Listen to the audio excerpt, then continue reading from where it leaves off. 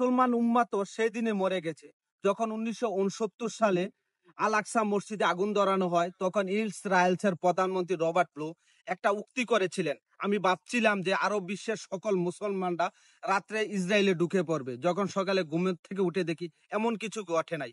তখন আমি ভাবছি যে মুসলমান জাতিকে আমরা যেভাবে ব্যবহার করি এরা প্রতিবাদ করতে পারবে না। হে মুসলমান জাতি, যদি দোয়া চাই আল্লাহর কাছ থেকে সাহায্য পাওয়া যেত, তখন নবী করিম সাল্লাল্লাহু আলাইহি সাল্লাম কখনো যুদ্ধ জড়াতো না।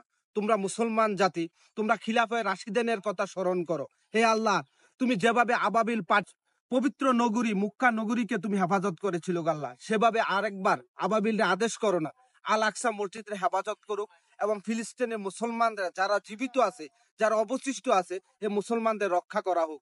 হে আল্লাহ, তুমি এই মুসলমান জাতির মাঝখানে আবার খালিদ বিন ওয়ালিদের মতো একজন জেনারেল পাঠাও। সারা মুসলিম উম্মাহ তোমার দিকে তাকিয়ে আছে গো আল্লাহ, তোমার সাহায্যের আশায় গো আল্লাহ। হে আরশের অধিপতি, তুমি একবার তোমার এই সৃষ্টির প্রতি মায়া দেখাও গো আল্লাহ।